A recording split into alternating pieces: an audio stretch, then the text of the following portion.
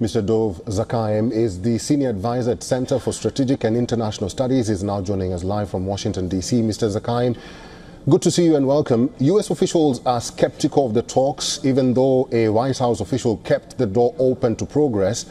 But what does Trump's hold and wait policy really mean for Israel?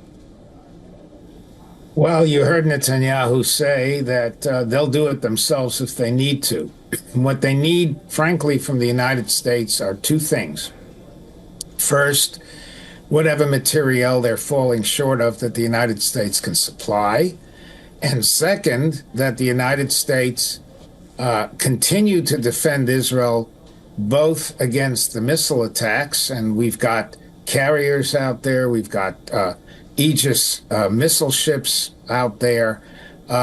We can help them do that, and then help them in the United Nations if the Security Council wants to pass a resolution to stop the military activities that the United States veto. Mm-hmm. That's what they need from us. And they need time. And what Mr. Trump just did was give them time. Now, he says 2 weeks. Who knows what that really means? It could be tomorrow he could change his mind. He's done that before. We know, as you reported, that in fact he was on the verge of agreeing to attack Iran a while during his first administration, and at the last minute said no.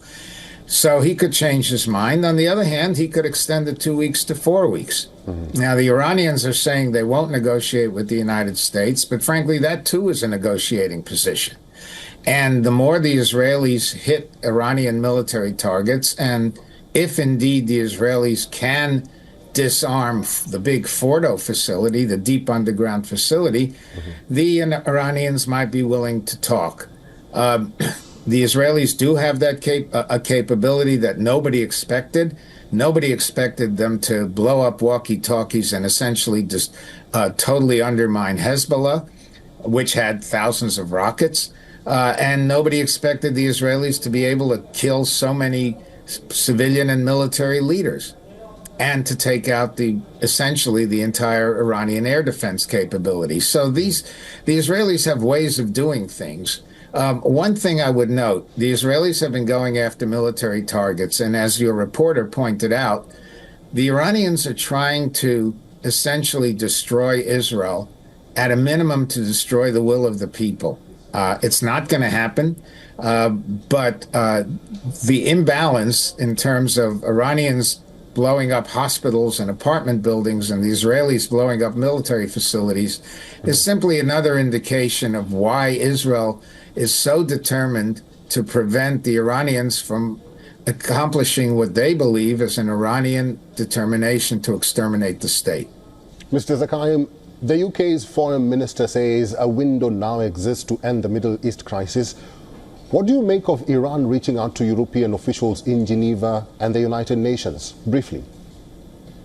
Well, they clearly recognize that the Europeans are much more inclined to cut a deal and maybe allow them to enrich to 3.25 approximately percent than the United States is. The United States, Mr. Trump, and frankly, the majority of Americans do not want Iran to have a nuclear weapon. Americans, a majority, do not want America itself to get involved in an offensive war, but they don't want Iran to have a nuclear weapon, just as the Israelis don't.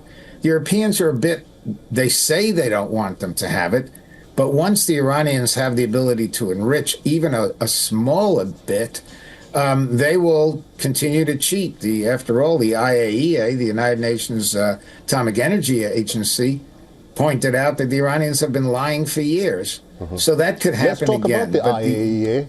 Let's talk about the IAEA. The IAEA Director General still insists that there are no elements found in Iran facilities that indicate the making of a nuclear bomb.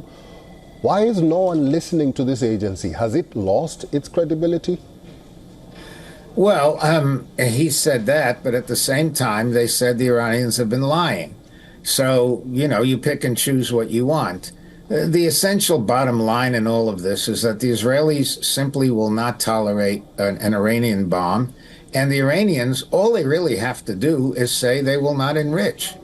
They refuse to do that. And that is the crux of the problem. They are reaching out to Europe because they think if they can get the Europeans to agree, the Europeans might press the United States. But given Mr. Trump's general attitude to Europe, I don't think that'll happen anyway. All right, Mr. Dov Zakheim, we'll have to leave it there. Thank you very much for talking to us today and for talking to WION World as One. Thanks so much to you.